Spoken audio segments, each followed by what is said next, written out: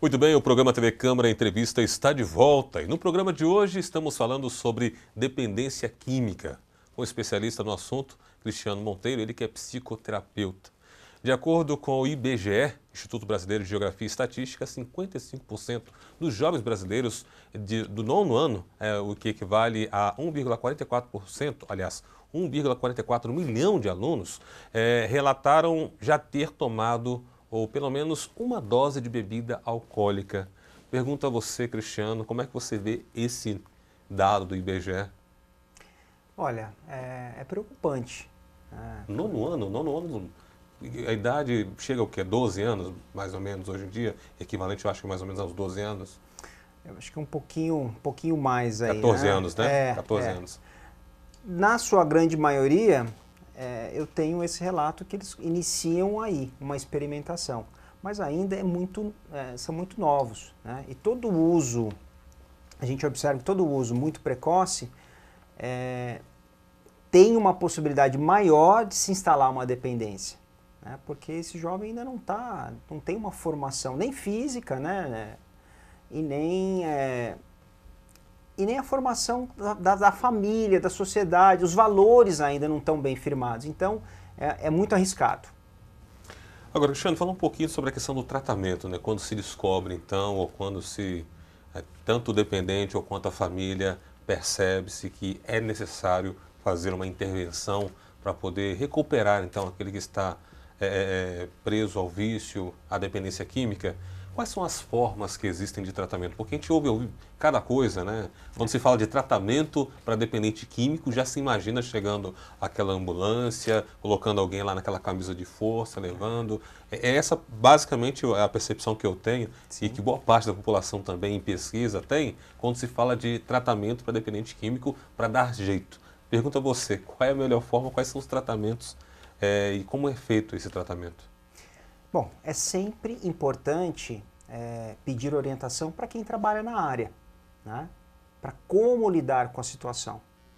Então, esse senso comum, ele não representa a realidade. Hoje, até na nossa região aqui, existem inúmeras clínicas que trabalham com muita qualidade, né? E o dependente químico não é uma pessoa que tem algum problema psiquiátrico, né? Muito embora às vezes o uso de droga possa afetar, ele possa desenvolver. Né? Um dos problemas que decorre do uso abusivo de droga são problemas psiquiátricos.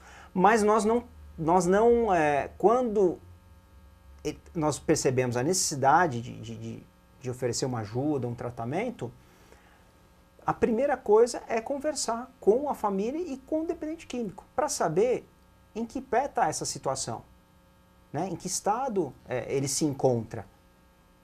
Até mesmo para decidir que tipo de tratamento é importante ele fazer. Né? Então, hoje existem os tratamentos hospitalares com 30 dias, né? Falando de internação. Tem internações aí de 90 dias, de 6 meses, mas todos os casos se encaixam aí? Não. Né? Tem pessoas que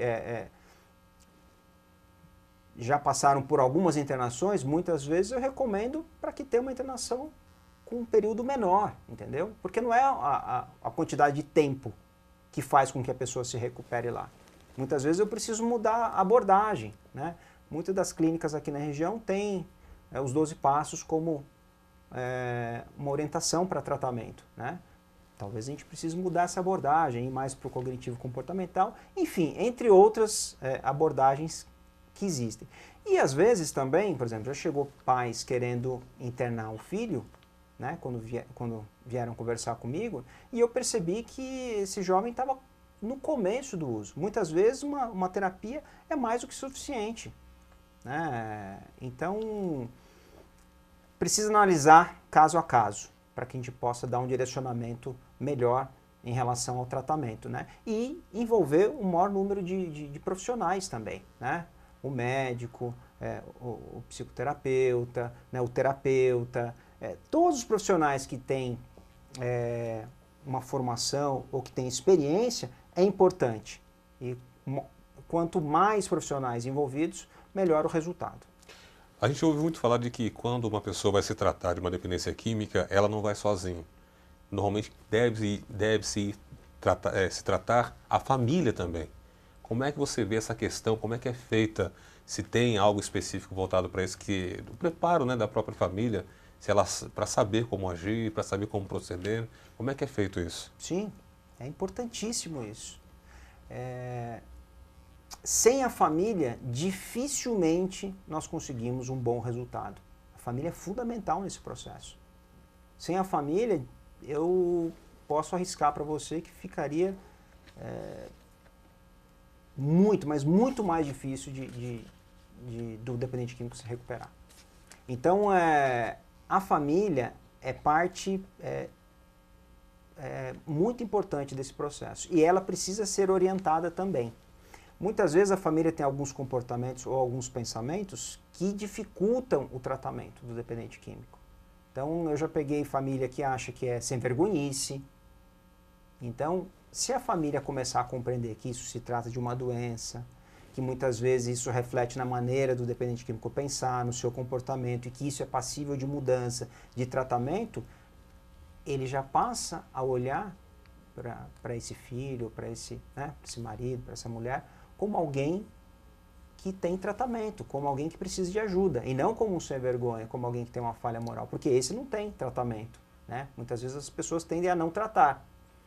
E a família muitas vezes também, no intuito de proteger o dependente químico das situações da vida, muitas vezes acabam fazendo coisas para ele que ele deveria estar fazendo. Então, por exemplo, às vezes a família vai lá e compra um carro, compra uma moto, começa a comprar presentes para essa pessoa, para que ela tenha estímulo, né? Um estímulo, no intuito, mas isso tem um propósito, é fazer com que o dependente químico não use. Só que enquanto o dependente químico ele está sem tratamento, muitas vezes isso é moeda de troca para a droga. Então, quantas vezes a gente não viu bicicletas, roupas novas, a moto nova lá virar droga? Então, quando é feito dentro desse contexto, quando o dependente químico está sem o tratamento, isso não é positivo. Ajuda mais a usar. Muitas vezes é muito condescendente, permite que a pessoa use dentro de casa. Tem famílias, né, que até muitas vezes compram a droga para que o filho não se exponha na rua.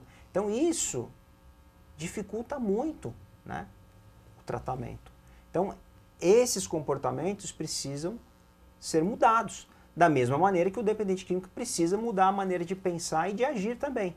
A família é o mesmo processo, precisa mudar a maneira de agir e de pensar. A família, que na verdade é a sociedade, somos nós, por exemplo, nós estamos até conversando aqui no próprio intervalo, quando se descobre um caso de um câncer, né, alguém, um familiar está com câncer na família, existe uma mobilização de sentimento com relação a uma certa tensão, com relação ao tratamento, existe uma preocupação, né, voltada para isso. Deveria acontecer, é o mesmo pensamento, ou colocando, porque foi como você falou, né, a família talvez não enxergue. Não, isso aí, uma coisa é você ter um câncer, porque ninguém faz nada para ter o câncer aparece. Agora, a dependência química, ele procurou, ele foi usar droga e aí é problema dele. Existe isso na questão dentro da familiar também? Você acha que esse pensamento que é até um certo preconceito, digamos assim, começando dentro de casa, dentro dos lares, ele é muito comum isso acontecer? Sim, é muito comum. E isso impede o tratamento, o cuidado, a melhora da situação, né? Porque não tem diferença nenhuma entre uma doença e outra. Por ter o preconceito, achar que isso se trata de uma falha moral, que alguém foi lá, buscou a droga, que a família muitas vezes pensa que assim, bom, eu não sou eu que uso droga, eu não preciso de cuidado, eu não preciso de ajuda, quem precisa é ele que fez. Mas se nós pensarmos como sociedade, muitas vezes, todos nós somos responsáveis de alguma maneira, né?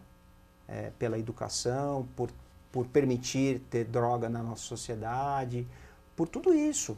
Então, e outra coisa, esses pensamentos também não levam à solução, não ajuda, né, a gente ficar debatendo. O importante é que a gente está cuidando de um ser humano, de uma pessoa que muitas vezes é o filho, é o irmão, é um tio, é um colega de trabalho, né? Então eu estou falando de pessoas que são muito próximas, né? Porque se você perguntar no seu meio, sempre vai ter alguém que conhece alguém ou um amigo que teve, que já passou por isso ou que está tendo problema. Então a gente está falando dessas pessoas, né? E eu preciso ter esse olhar humano se eu quiser ajudar. Muito bem, você está assistindo ao programa TV Câmara Entrevista. Nosso tema de hoje é dependência química. Estamos com o especialista no assunto, ele que é psicoterapeuta, especialista em dependência química, Cristiano Monteiro. Cristiano, ainda voltando à questão do próprio tratamento, você disse aí as formas, né, de tratamento. Agora, quais são as fases do tratamento, né? Porque a gente imagina ali que como é que é feito e por onde que o dependente químico vai passando, qual é o degrau ou quais são os degraus que ele precisa subir. Tá. Bom, inicialmente a gente foca no parar de usar, né? Parar de usar é um pré-requisito para o tratamento. Ele é parte do tratamento, mas não é o tratamento. O que muitas vezes a sociedade e a família pensa é que o parar de usar é a solução. Se isso fosse solução, era mais simples, estava fácil até. Mas isso não é, está longe de ser solução. Então a gente foca no primeiro ano em ajudar o dependente químico a criar habilidade para que ele não use, né? Então a gente pede para que ele evite lugares, hábitos, pessoas que estão dentro do contexto do uso de droga, né? A gente começa a trabalhar a maneira como ele enxerga ele, que muitas vezes esse dependente, ele se enxerga, ele tem um sentimento de menos-valia, de inferioridade, um sentimento de inadequação. Então ele está nos lugares, mas ele não se sente parte. Ele sempre tem esse desconforto emocional e isso causa dor. Por isso que muitas vezes ele vai procurar a droga para aliviar essa dor do sentimento de inferioridade, né? Da inadequação, né? Da dificuldade de se relacionar mesmo com as pessoas, né? Porque muitas vezes é aquilo que a gente estava conversando antes, né? É 880, né? Às vezes ele é muito passivo em relação a algumas situações, não faz nada, em outras é extremamente, às vezes, agressivo, fala assim, olha, ou eu dou certo, ou então eu chuto o pau da barraca, não quero saber de mais nada nessa vida. E esse tipo de atitude é muito comum dentro da personalidade do adicto. Então a gente vai trabalhando isso, né? A gente vai chegando num equilíbrio para que ele enxergue a vida, né, ele mesmo, de uma maneira melhor e assim conseguir melhores relacionamentos e viver sem precisar buscar o uso de droga.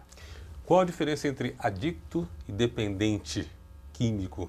Existe alguma diferença nessa nomenclatura? Tá. O adicto é todo homem, toda mulher cuja droga se tornou um problema maior, né? A adicção é uma doença que tem 3 características principais. É a obsessão, a compulsão e o egocentrismo. A obsessão é aquela ideia fixa que o adicto tem de encontrar meios e maneiras para poder usar droga. Como é que ele vai arrumar o dinheiro, que história que ele vai contar lá na casa dele para poder sair, né? Ele fica com esses pensamentos. A compulsão é o aspecto físico. Depois que ele faz o uso da primeira droga, 1 é pouco e 1000 não basta. E o egocentrismo é o aspecto onde ele não consegue enxergar todo o contexto de dificuldade que ele se encontra. Está todo mundo vendo que esse uso de droga está abusivo, que ele está correndo risco de vida porque ele está usando demais, já perdeu o trabalho, muitas vezes, ou está para perder o trabalho, né? O relacionamento familiar é só briga, mas ele acha que está tudo bem, que ele consegue parar, e sozinho, que ele não precisa de ajuda, ou muitas vezes nem reconhece que tem um problema, acha que tá tudo certo. E então, eu estou falando do aspecto da droga, mas quando eu falo de comportamento obsessivo, compulsivo e egocêntrico, isso vai para outros comportamentos, né? Como o da compra, como na parte sexoafetiva também tem muitos distúrbios relacionados a essa área, de alimentação. Coisa simples mesmo. Exatamente. Por exemplo, aquela pessoa que não consegue ficar sem ir a uma festa, alguma coisa assim, a um determinado lugar, isso também pode ser considerado uma... Se isso traz prejuízo para a vida dessa pessoa, sim. Né? Precisa trazer algum tipo de prejuízo. Né? E geralmente, quando nós estamos falando de obsessão e compulsão, esse prejuízo é em todas as áreas. Geralmente não vem só em uma área. Então, muitas vezes a pessoa vai buscar a comida para poder lidar com uma ansiedade. E aí ela come muito mais do que ela deveria. Porque ela está buscando o quê? O alívio ali, uma tranquilidade, né? Dessa tensão, dessa ansiedade. E isso acarreta em muitos problemas, né? Em obesidade, e aí etc, etc. Agora, quando a gente fala de dependência química, a gente está falando da substância em si, né? Ou das substâncias que alteram o humor, né? E isso pode ser até medicamentos que nós compramos na farmácia. Aliás, tem muito abuso de medicamento também, né? Das drogas lícitas, né? Como o álcool, e das ilícitas. Muito bem, já está caminhando aqui para o finalzinho, mas tem um tema já, porque estamos numa casa de leis, né, que é aqui a Câmara dos Vereadores, a TV Câmara. Eu pergunto a você o seguinte, muitos se defendem, muitos até estão defendendo a ideia de que a legalização vai diminuir o número de dependentes químicos. Como você, como especialista, né, como você olha esse tipo de movimento e, na sua opinião, como especialista, você acredita que isso seria uma solução para diminuir, como eles dizem, tanto a criminalidade quanto, principalmente, a questão daqueles que são usuários químicos? Olha, como especialista, eu não vejo isso como solução. Eu acredito que aqui a nossa região, o Brasil como um todo, não está preparado para essa realidade. Tá? Se eu permito que tenha mais drogas dentro da nossa sociedade e permito que tenha esse uso recreativo, que seja, mais pessoas vão se interessar, mais pessoas vão estar usando. E como eu falei no começo da entrevista, não existe o uso seguro de droga. A gente não sabe quem vai se tornar o adicto ou o dependente químico. E outra coisa, o uso de droga não é uma maneira de se divertir. As pessoas ligam isso muito à recreação. A recreação é qualquer outra coisa que faça eu ter um convívio social bacana por meio de um piquenique, do esporte e tal, do que está relacionado ao uso de droga. Né? O uso de droga não me traz benefício, né? No ponto de vista de saúde física, mental, né? Não traz. Né? Não me leva mais próximo dos meus objetivos, dos meus sonhos. Então, eu não vejo isso como solução, eu vejo muito isso como um problema mesmo. Muito bem, nós estamos no finalzinho aqui do nosso programa. Já quero desde já agradecer ao Cristiano Monteiro, que é psicoterapeuta e especialista em dependência química, por sua participação aqui. Cristiano, o que você diria agora àquela família que está enfrentando esse momento? Eu gostaria que você olhasse para aquela câmera ali e desse o seu recado para aquela família que está enfrentando, até mesmo essa pessoa que já se reconhece como um dependente químico. O que você diria para ela nesse momento? Eu diria para essa família buscar orientação, buscar ajuda. Porque esse problema que a família está passando, Daniel, existem inúmeras famílias que estão passando pelo mesmo problema. Muitas vezes a família também se isola. Ela acha que o caso dela é único. E na verdade não é. Então existe um caminho, né, para melhorar essa situação. Existe um caminho. O tratamento, na minha opinião, é o único caminho. Né? A educação, a prevenção, tem que fazer parte disso. Então, para a família, hoje, se ela está enfrentando esse problema já nesse momento, buscar ajuda o mais rápido possível. Porque todo uso de droga é muito perigoso. A gente não sabe se vai acontecer uma overdose, se vai acontecer... Os locais onde tem uso também, muitas vezes, é muito perigoso. Então, a gente não sabe se vai ter um tiroteio, o que vai acontecer nesses locais. Né? Então, de imediato, buscar orientação, buscar ajuda e seguir a orientação desses profissionais que nós temos aqui na região. Mais uma vez agradeço aqui ao Cristiano Monteiro, psicoterapeuta e também especialista em dependência química. Você também vai deixar alguns contatos para aqueles que quiserem tirar mais dúvidas, pegar mais informações. Lógico. Vou pedir a técnica que coloque aí os contatos do Cristiano. Fala para a gente quais são os seus contatos, Cristiano. Bom, vocês podem ligar para mim pelo o DDD é 12, né? O meu número é 991211414. Tem o telefone fixo, 33034207, e tem o meu e-mail, contato@vidagora.com.br. Muito bem. Obrigado, Cristiano, mais uma vez Eu que pela sua agradeço, presença. Daniel. Bom, e o programa de hoje vai ficando por aqui, mas para você rever este e outros programas, basta você acessar a nossa página no Facebook. Acesse facebook.com/TV Câmara Jacareí e também curta a nossa página e acompanhe nossos programas no YouTube, youtube.com/TV Câmara Jacareí. Um grande abraço e até o nosso próximo programa.